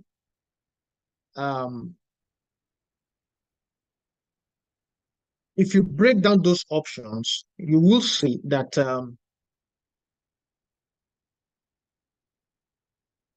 option D has a lot more to do as far as information security is concerned than all the three responses, all the three remaining options. Now, I'll explain. In roles and responsibilities, there is something we call RACI, okay, RACI, responsible, accountable, consulted, and informed. For those who are already into, this stuff, I'm sure they know what I'm talking about. As you move up your cybersecurity journey, it's something, especially if you'll be doing GRC, I can guarantee you, RACI is something you'll be, bumping into every now and then. In information security, one thing is important. For those who have done their security, information security fundamentals, there is something called non-repudiation, okay? And that dovetails into accountability. Like the last respondent said, the issue here is not to blame someone when something happens, okay? What we are doing as far as accountability, who is accountable or who is responsible for something, which is what well-defined roles and responsibilities are, is not to blame, is rather to investigate and resolve. Okay, we call it root cause analysis. Okay, so the correct answer to this question is D, which is better accountability. Having clearly set out roles and responsibilities, ensures better accountability because individuals are aware of their key performance area and their expected outcomes, what is expected of them to do, okay? The other options are, kind of indirect benefits, okay? Indirect because, we are talking about from an information security perspective. So in information security, we want to be able to, pinpoint, okay, when an incident occurs, okay, who is responsible, ultimately, who is accountable. Without identifying that source, then we can't actually fix any problem. I don't know if this is well understood. So the correct answer to this question is better accountability. Well-defined roles and responsibilities would ensure that everybody is accountable. Okay, accountable does not mean that you are the one who made this to happen. No, okay, but we are able to identify the source of the problem. Okay, we are able to identify the lapses we have in the system, and then we are able to fix it. Okay, if you are unable to fix it, that means the risk is still there. That means the threat is still there. Okay, but once we are able to fix it, and we are able to fix it because we are able to identify the source of the lapses, the source of the weakness, which is what accountability does as far as well-defined responsibilities is concerned. Is it well understood, or are people still, are some of us still thinking, no, that might not be the correct answer? If there is anyone like that, you can signify so that we'll trash this out. It is well understood for me. Thank you. Well understood for me. To be honest, I was going to flow with another answer. But with that, the thing here is to pay attention to the question. Is to pay attention to the question, because the key three-letter word there is the one that Abib has pointed at, information security perspective. Exactly. That's the word, from an information security perspective. That's the word. It's not just talking about well-defined roles in an organization. It's No, different no. when it says an organization. Of course, then we'll be talking about C, we'll be talking about B. But because information security perspective has been mentioned. Exactly. Okay, thank you very much. Thank you. Yeah. Right. All right.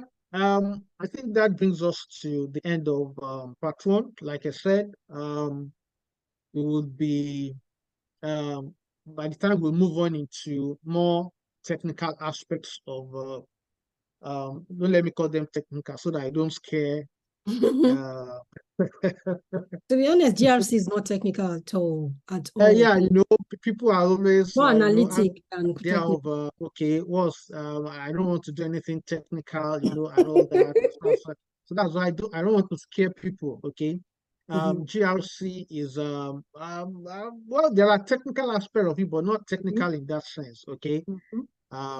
You know, so by the time we get into, you know, part two, part three, when we start learning about standards and frameworks, we'll start going into lab where we would have to, you know, at the end of the presentation, we'll have to go to our different places, do some lab exercises to be submitted and to be presented, you know, in the next class. So we should be prepared for that. So in a nutshell for today, I think we've built the foundation for GRC, you know, as, you know, that holistic and structured approach, okay, that organizations need to establish in safeguarding, you know, their whatever, whether it's their data, whether it's their information systems, whether it's their even their physical environment, okay?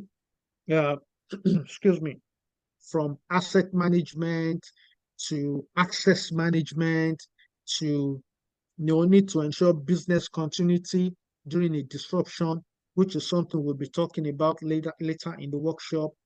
To you know, scanning your environment, which is risk identification for vulnerabilities and threats, you know, conducting threat intelligence.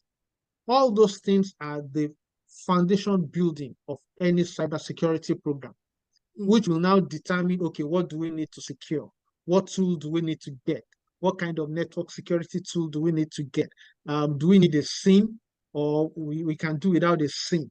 Okay, GRC is the building foundation, okay, for all this. And then we'll talk about data privacy, talk about IT auditing, how to ensure compliance, and how all this is being done so that when you are going for that interview, you have all these things, you know, you can talk about them, you can speak the vocabulary, okay?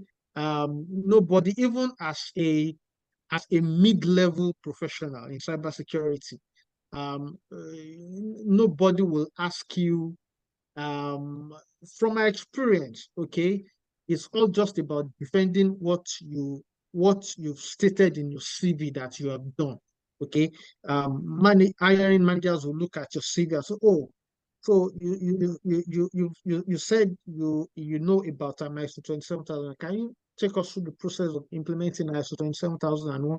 And then you talk based on your experience, okay? But you have to talk, you have to speak the vocabulary.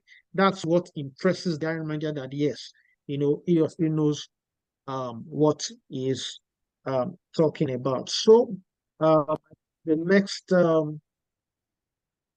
session will be going into security policies, guidelines, and procedures.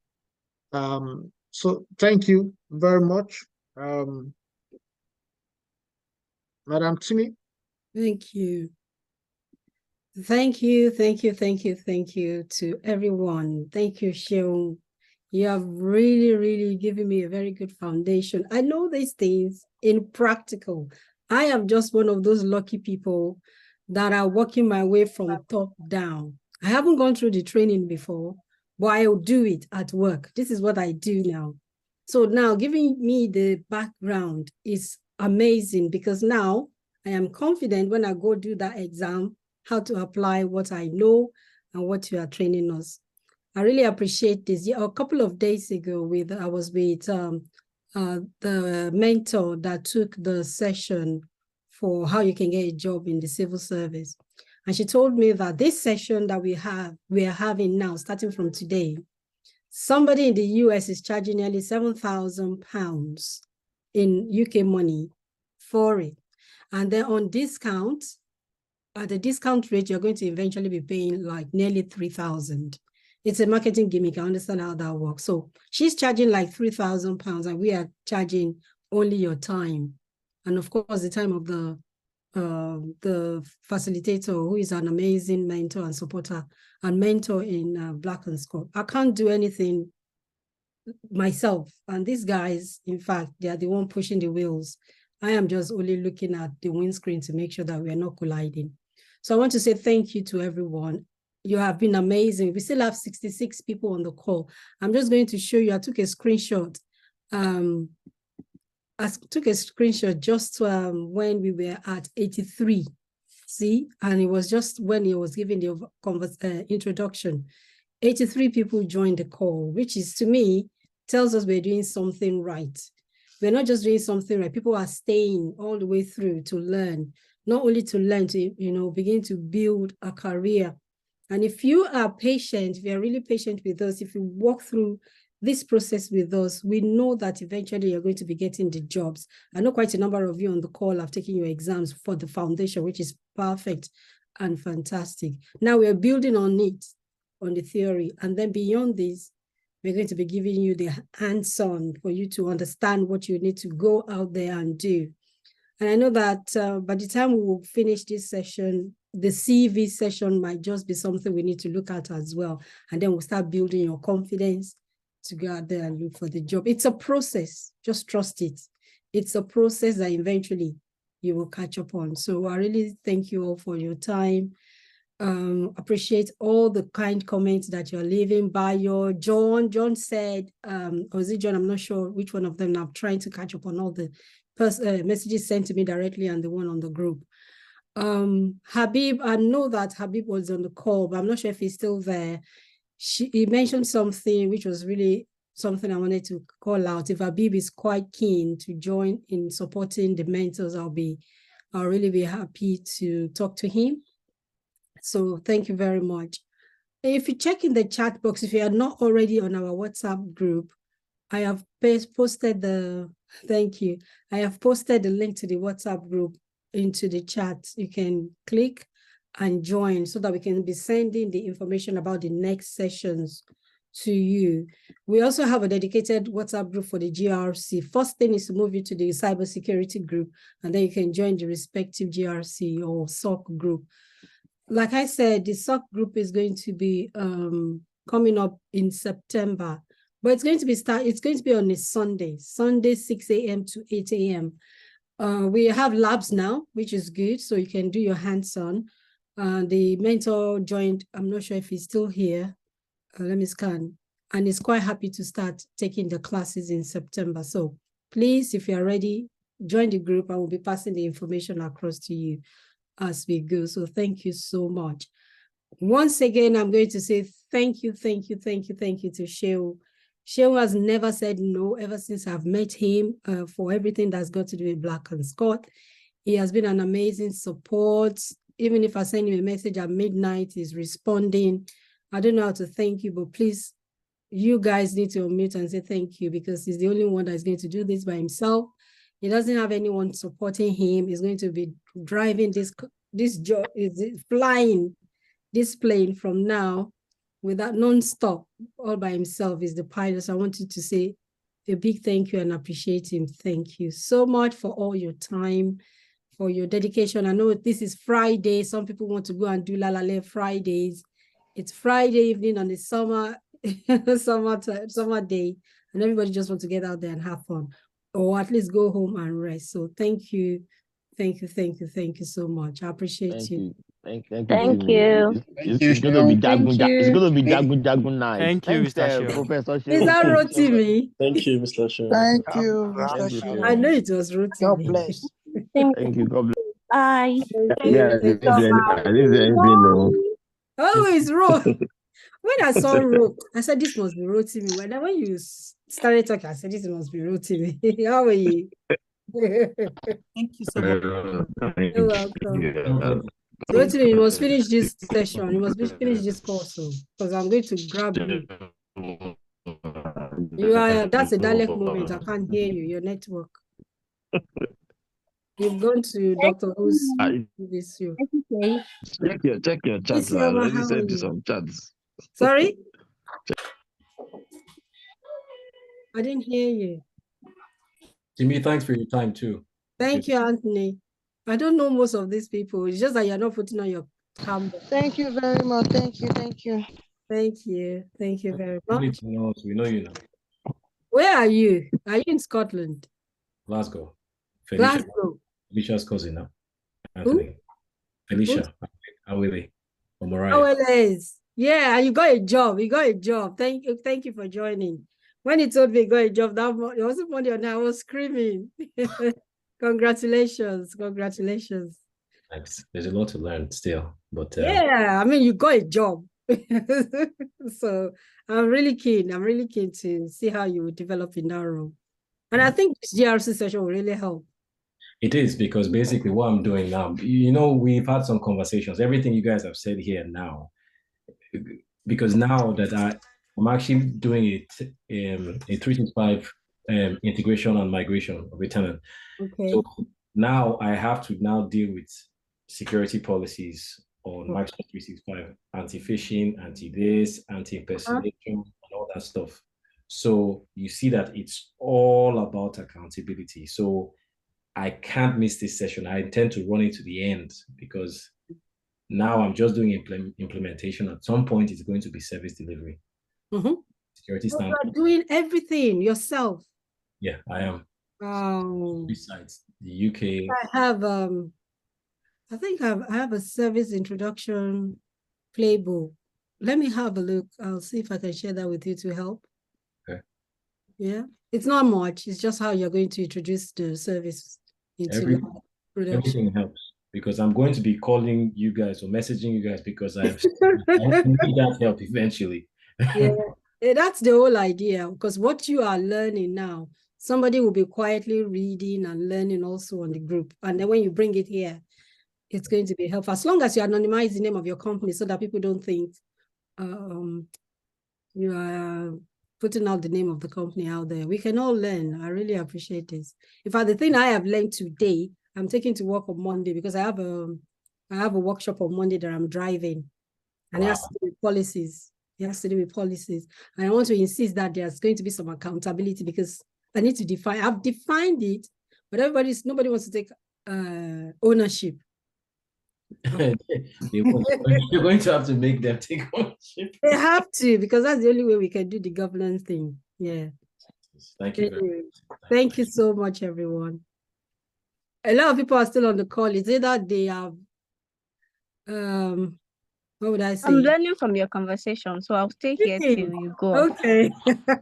We love hearing your voice, Timmy. All right. Oh, Connie, how are you? Very well, thank Enjoying the I missed discussion you and too. learning one or two things. Sorry, Paul, I didn't get that, Paul. I said we are enjoying the discussion and learning one or two things from great. That's amazing. Thank you so much. Some people are still joining when we are just about to leave. I'm not going to be letting them in now.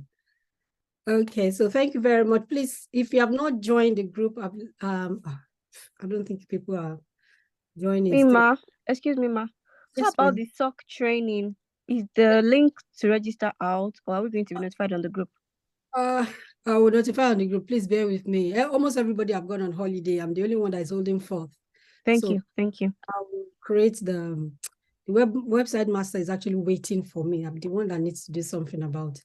Thank you for reminding me. Let me just go and do the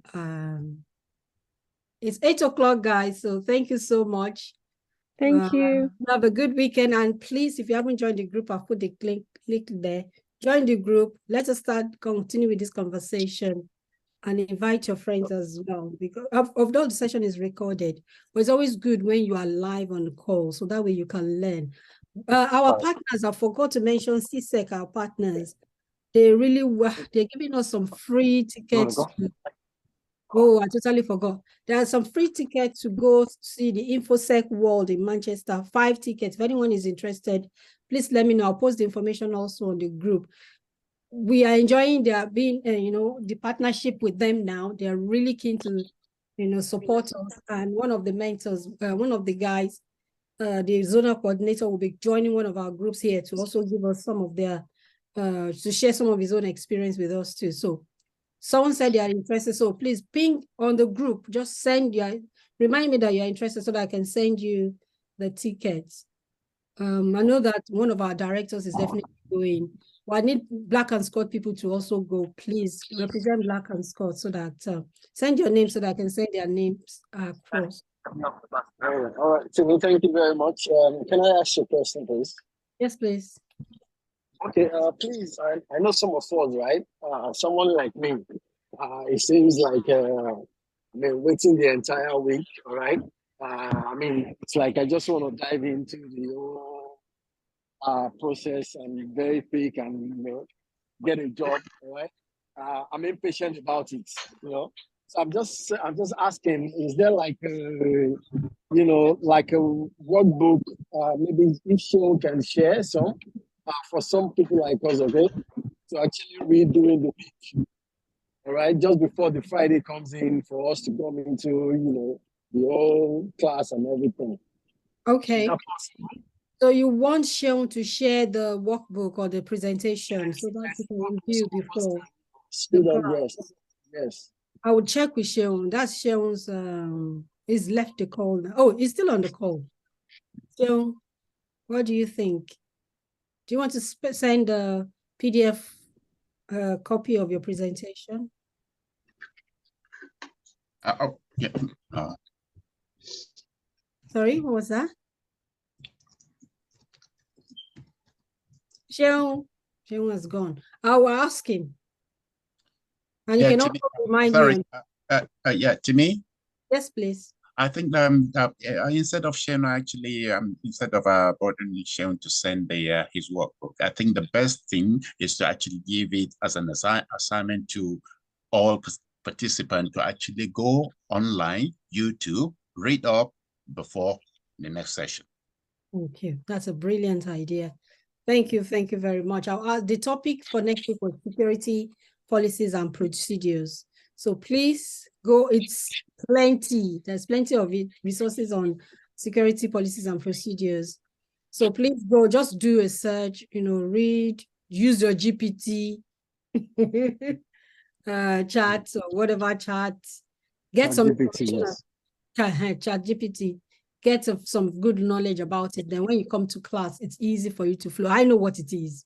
So just going to be like a recap and enlightenment or insightful discussion for me next week. So that's a brilliant idea. Thank you very much, Tony. Any other questions apart from me sending the invite? Oh gosh, where is it again? I can't even keep. Yeah, I promise I'll put it in the group if you're all on the group. So anyone that is interested in going, I'm not sure if I'll go, but they want me to come and put our background thingy. I think I would ask Francis, the partnership director, to go and represent Black and Scots. All right, so that's me done. It's 8 o'clock. You have a good weekend, and I'll see you guys next Friday. Bye. And you too. Thank you. Have a good weekend. Bye. Very much. Have a good weekend. Thank you. Mr. Moses has just joined. Okay, he's left now. Oh, I haven't even stopped recording.